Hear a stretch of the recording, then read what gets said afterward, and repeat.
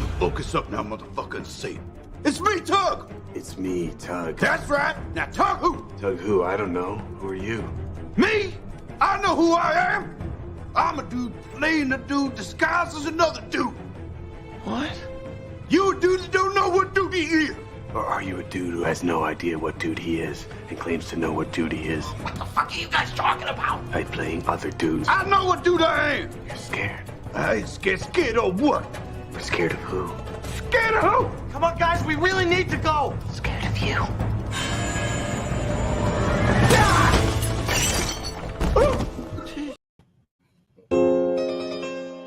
I don't know what it is about him. I don't know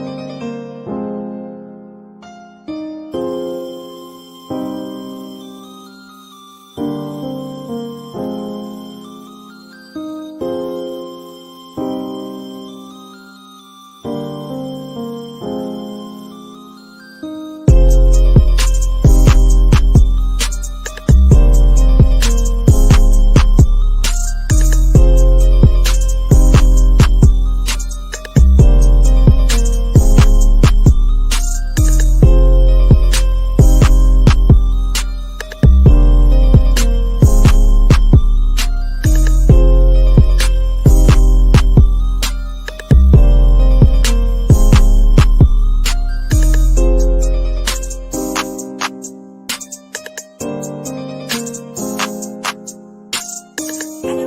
about him.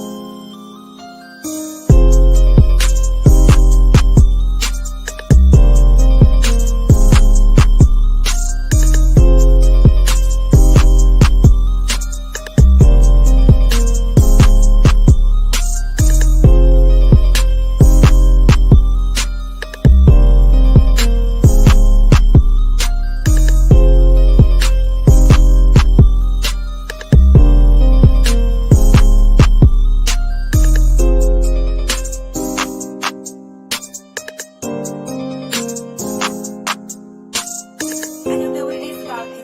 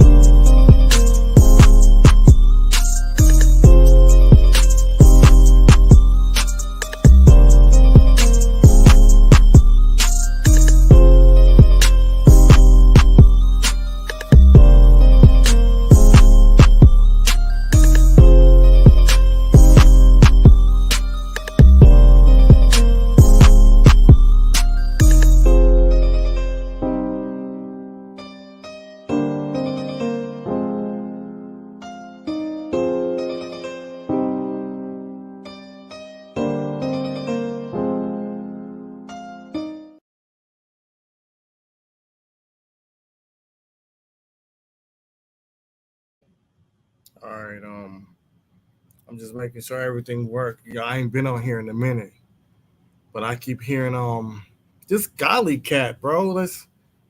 He made him video, and he got that Melvid dude up there. Like he trying to make it seem like he was the one that was telling people that they was Africans or some shit. I really ain't paid no attention. I just thought it was funny that he had a green screen of the source ups in the background of the Adjustment Syndicate, like he was making noise, bro. Don't nobody watch his videos, but I'm gonna see if I can share my my screen real quick so I can put this on here. I wanna, yeah, there it go.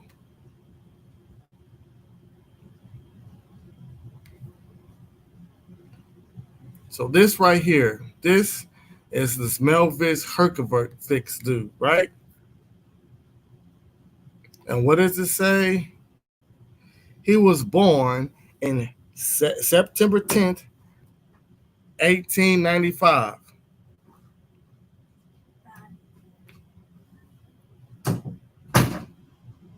And he passed in 1963. So it's just, this is the weirdest stuff. So now I'm going to come back here and I'm going to stop my share screen. And now I'm about to pull something else up. Hold on.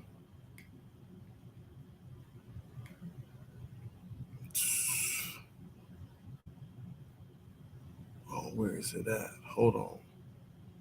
Hold on.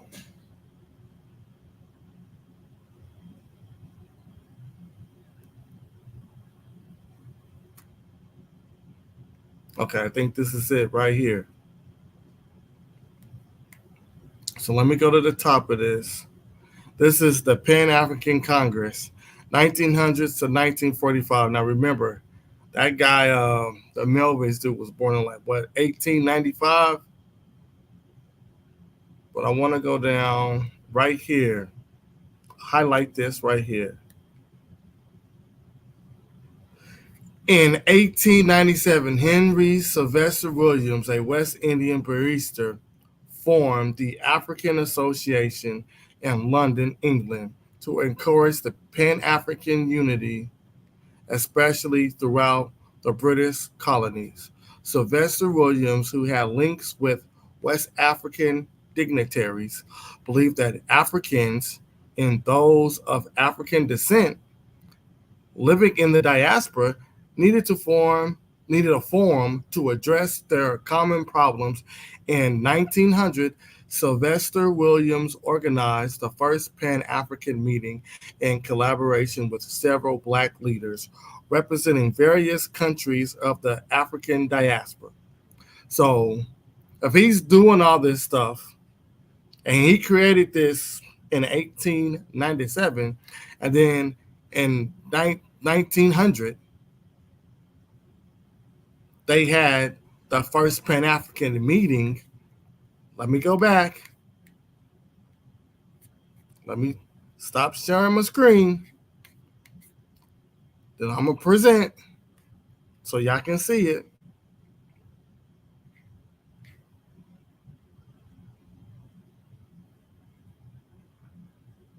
Why do you think that this man that was born in September 1895, 2 years later, Sylvester created in 1897 the first Pan-African meeting? So, yes, he would have been a little kid. He would have been 5 years old. The first meeting took place in 1900. 1900. This guy right here would have been 5 years old. You see that? 1895. So we're going to go back. We're going to stop sharing the screen. We're going to present one more time so y'all can see it. I'm not making it up. Oh, hold on. I got to remember which one I was on. I don't know. I don't remember which one I was on. Okay, I was on this one. So I'm going to pull it up. See that? In 1897, Melvin would have been 2. Henry Sylvester Williams, a West Indian barrister, formed the African Association in London to encourage Pan-African unity. And then when you come down here, what does it say? In 1900, Sylvester Williams organized the first Pan-African meeting in collaboration with several Black leaders representing various countries of the African diaspora. Come on, bro. You got to stop making it seem like this Melvin cat created this Pan-Africanist.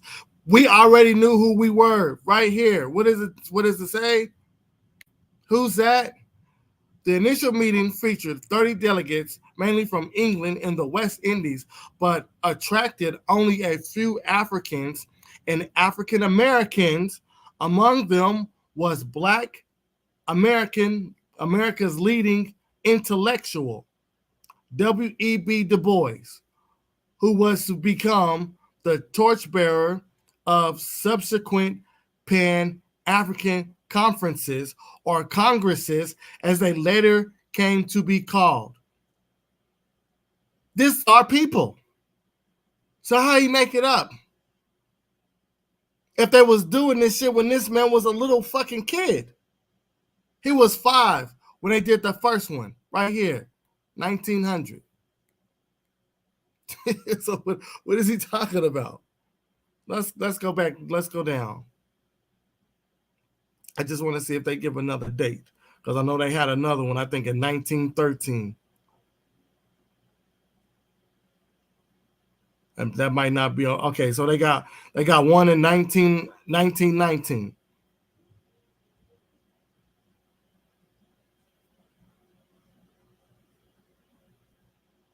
I thought they did one in 1913 though. I might have passed it.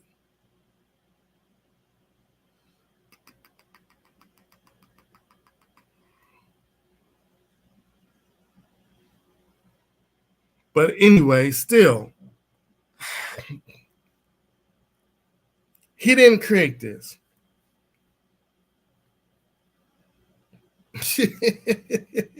So you gotta stop. I mean, I don't know where he get his stuff from, but still, it's not the dude don't know what he's talking about.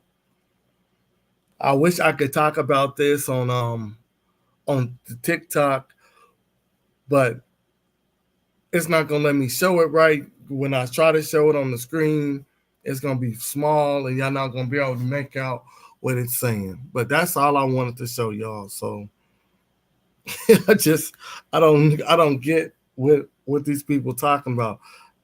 And you can go to Africanism in America. But I think it's Joseph E. Holloway. You can go to Lorenzo Dow Turner. Just read up. Hell, and then look, I'm gonna do one more. So I'm gonna stop the screen and I'm gonna go back to the screen share. I'm gonna just do one more. Right here. This murders everything that this man's talking about. Right here. Richard Allen and the origins of the AME Church. So let's go down here. Richard Allen was born in February 1760, enslaved to Benjamin Chew, a Quaker lawyer in Philadelphia. So this is 1760. And right here, it says in 1780, I'm down here just in case y'all don't know.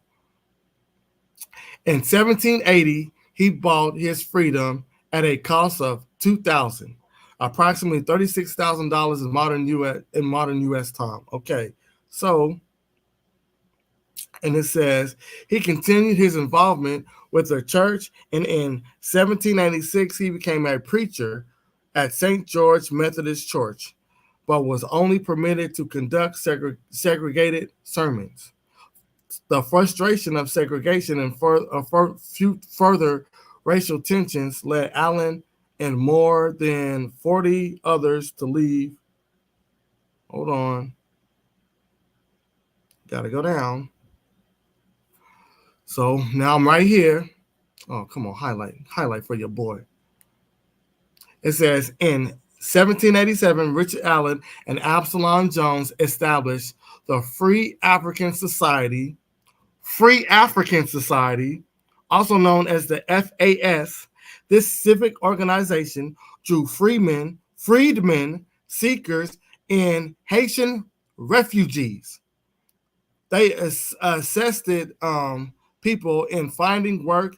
They assisted people in finding work in homes, provided literacy and financial education, and assisted in community projects. One such event that employed members of FAS was the yellow fever epidemic. Doctors promoted the falsehood that African Americans could not contract the illness, and FAS members were hired as nurses, collected human remains, and buried them for the city of Philadelphia. Many of them passed of the illness or died of the illness. So I want to get, hold on. I'm thinking these are the founders of the AME Church. That's a picture of them. Okay, and it says in 18, I'm right here, so y'all can see. Come on. This thing don't like to highlight. In 1816, Allen united other African Methodist congregations from Pennsylvania, New Jersey, Delaware, and Maryland to officially form the African Methodist Episcopal Church, also known as AME. At a meeting in Philadelphia, he was then elected bishop. So where do y'all get? Hold on, let me get out of this. Let me put the dude back on the screen. Where do y'all get that this guy right here that was born in 1895, when you had Henry Sylvester Williams, 2 years after this, already created the Pan-African Society.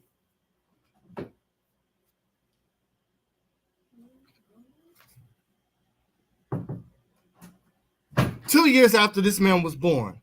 And then in 1900, he created the first Pan-African meeting. 5 years after this man was born. And then you had Richard Allen and Absalom Jones going back to 1786. And in 1816, they created the African Methodist Episcopal, also known as the AME Church. That's 100 years before this man was born. Almost, because they created in 1816. So it's almost 100. So what y'all talking about? Y'all got to stop this fucking cap. Stop the fucking cap. Y'all crazy out here. That white man did not create Pan-Africanism. It was already created. We've been created it. I keep saying the same thing. Pan-Africanism started on the continent of Africa when African tribes got together in unison to try to get rid of the European colonization on their own turf. That is Pan-Africanism at its finest. African people who recognize that they're African, working together as a group, as a cohesive unit to get European imperialism off of them. That's what it basically boils down to. Now you got New Age Pan-Africanism because you got different definitions now. But the original thought comes from our African brothers and sisters. And then it migrates to other parts of the world. You have Booker T. Washington. From Booker T. Washington, the Marcus Garvey reading an article that Booker T. Washington wrote in a newspaper, wanted him to want to come to the Americas. And from Booker T. Washington, it was an Asian cat that he got the idea from to even spark him to write this article. So I don't get this shit.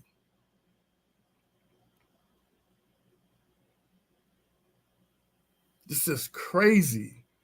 Y'all just say whatever y'all want, man. It's wild that he would even let something like that come out of his mouth. But yeah, like I said, dude ain't messing with me. So now now remember, you had Henry Sylvester Williams. Let me put him back on the screen. So I'm gonna show y'all. Because I got another dude that I'm gonna have to chop his head off with the information too, because he's trying to make it seem like Marcus Garvey had no part to play in the Pan-African worldwide. But what he don't know is Marcus Garvey started the UNIA. Once again, he started the UNIA. And I don't know if that guy knows it or not, but it's the Universal Negro Improvement Association. That's what he created, the UNIA. He didn't create Pan-Africanism. This is the craziest shit. Marcus Garvey was what, 2?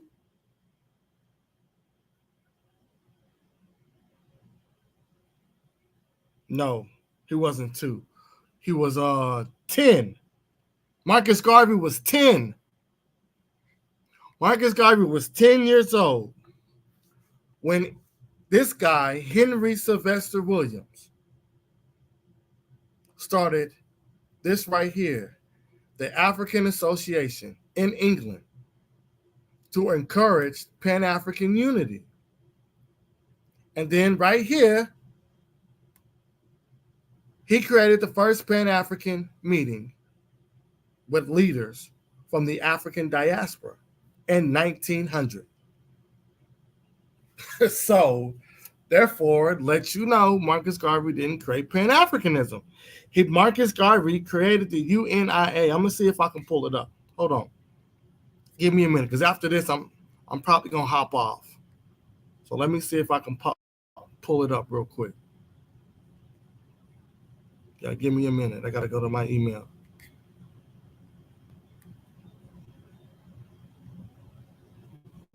Hold on. I went to the wrong email.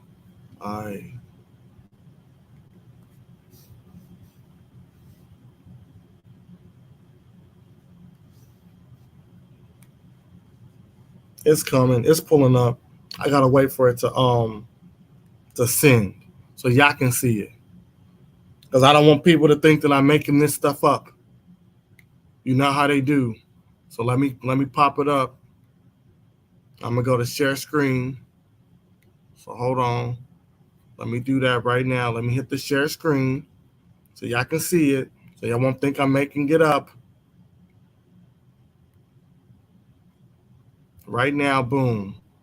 The share screen. So y'all can see it right there. What does it say? He was born in 1887, 10 years before the dude created the African Association. No, not 10 years. Yeah, 10 years. He created it in 1897. So he was 10. And then in 1900, he had the first Pan-African meeting. Right? And when you come here, what does it say? Right here. So y'all can get it through your fucking heads. He was the founder and first president of the Universal Negro Improvement Association, the UNIA. That's what it's commonly known as, which he declared himself provisional president of Africa ideology, a black nationalist and Pan-Africanist. His ideas came to be known as Garveyism. Okay?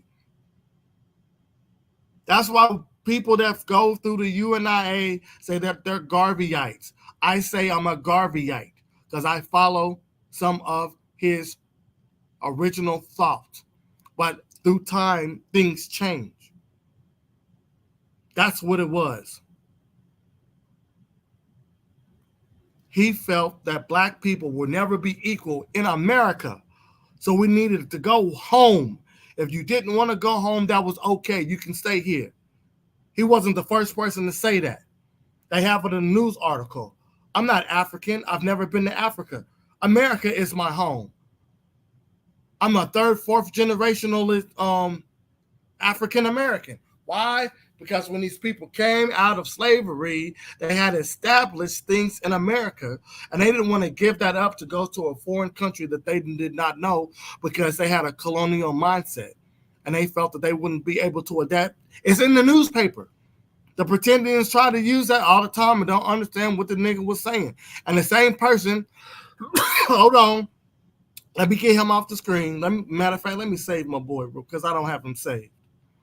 I just wanted y'all to see that the first Pan-African Congress was already established when Marcus Garvey was young, and that you had the African Association was established in 1895. 1897. So let me go back. Let me get this off the screen. Y'all, I don't forgot what I was about to say. Shit, I lost my train of thought. What was I about to say?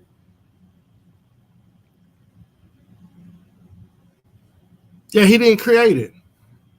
He had the Black Star Line, and he also had a newspaper. Marcus Garvey had a newspaper.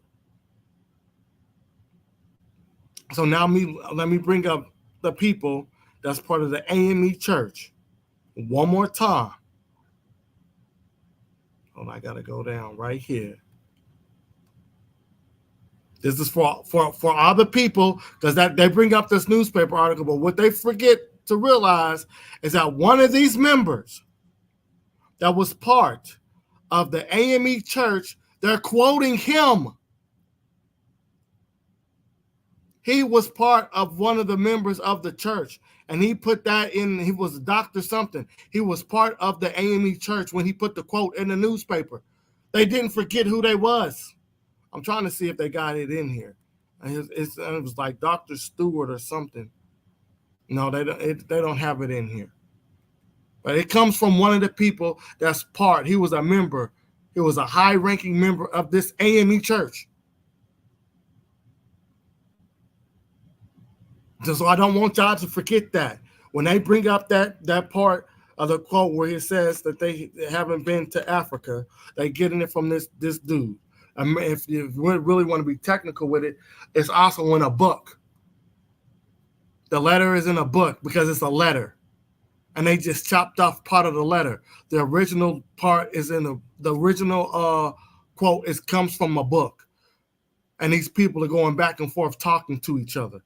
And he was how come you didn't address this? It's in that book. So don't let these people confuse you. We've always known where the fuck we came from. We always knew we were fucking African. Now let me get that off the screen. Let me pull up. Let me see if I got it saved.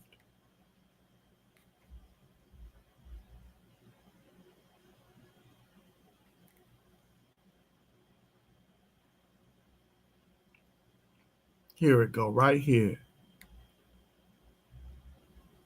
Nope, that ain't it. Yeah, I think this is it. Nope, this is who I want. I want these people right here. I want these people right here. Come on, don't do me like that. These people, the Deacons of Defense, they knew who they were. They protected the civil rights leaders while they was marching and protesting, right? This is 1964. And when you keep going down, I might not have it in this, but they created 60 different branches.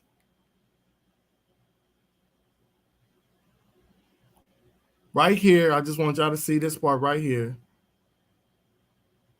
The organization was made up of the Deacons of Defense that provided protection. Hold on, I skipped it. The organization was made up of Black veterans from World War II who believed in armed self-defense. About 20 chapters were created throughout Louisiana, Mississippi, Alabama. And I think it went to 60. The Deacons of Defense provided protection for people participating in protesting marches in Mississippi in 1966, including the March Against Fear.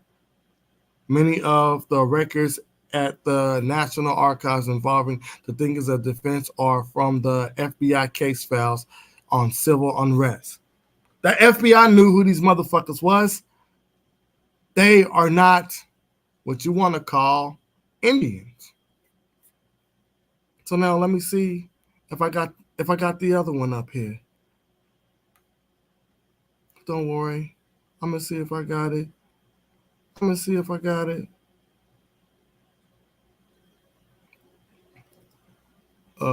Yep, I got it. Hold on. Right here. Boom. On the screen. I got to go up so y'all can see it. You see that? You see the dude in the front? This guy right here with the microphone. That's O'Malley, the Uhuru Academy. It's an online school, and they also have a facility you can go to. They're still in existence. They knew who the fuck they were. So let me see if I can hit the home button and see if they pop up. I want to see if y'all see their logo.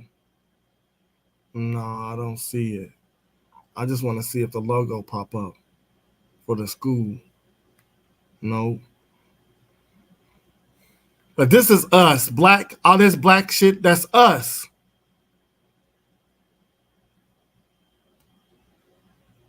This is us. They knew who they was. Listen, the African People's Socialist Party, the Uhuru Solidarity Movement, the African People's Solidarity Committee. We knew who the fuck we were before the Civil Rights Movement, before this so-called infiltration of shit. We knew. The FBI know. Let these people lie to y'all. Golly don't know what the fuck he's talking about because he's an idiot. That's all I got. That's all I want to say. He knows he ain't no fucking Indian. The people of Yazoo County know he ain't no fucking Indian. I wish I could pull up the whatchamacallit that I got.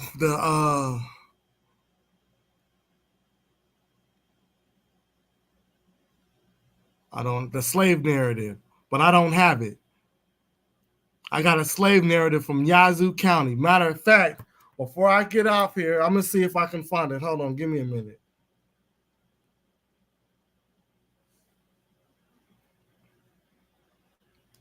Let me see if this is it. No, that ain't it. Yazoo slave. Yep, this is just one. Because I don't want to be on here all day.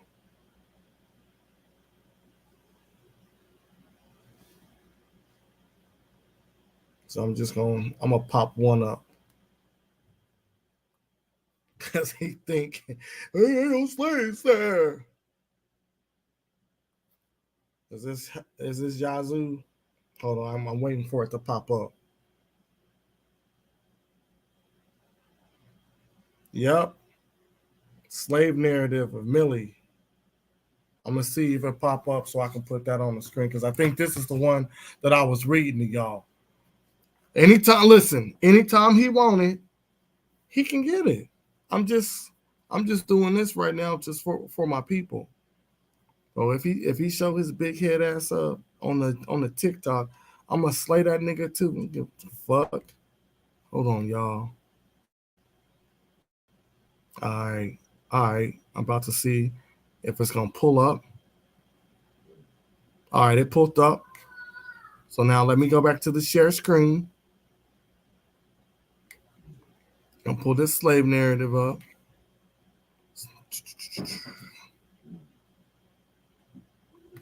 Y'all see it, slave narrative of Millie Henry, right? And that's right there. It says interviewer, Mary A. Hicks, person interviewed, Millie Henry, location, right there, 713 Southeast Street, Raleigh, North Carolina, location of birth, Yazoo City, Mississippi. Ex-slave story, right? Y'all see it. I'm not making this shit up. Right there, where it says she was born, I was born a slave to Mr. Buck Bowling in Yazoo City, Mississippi. I don't know nothing about my family except my grandma, and she died in Mississippi during the war. It's over for you niggas. Like I said, I got many slave narratives coming out of fucking Yazoo, Mississippi. Nigga, don't fuck with me. You are not to be a free African American in Mississippi. You had to leave. So if you was a black person wandering around Mississippi during the time of slavery before 1865, your ass was a fucking slave. You cannot be a free person of color in Mississippi until after 1865. You probably could get a pass, but you couldn't live there. You could come, visit, and get the fuck out of Dodge. Nigga don't know what the fuck he talking about. Don't fuck with me. Keep your little simple-minded ass fucking with simple-minded niggas. Because your education is not above mine in any way, shape, or fashion, nigga. The only thing you can probably do better than me is read. That's it. Your people probably was a fucking slave. And to be real, y'all didn't even come from y'all. Y'all came from somewhere else. You moved. Your family moved from Virginia. Virginia.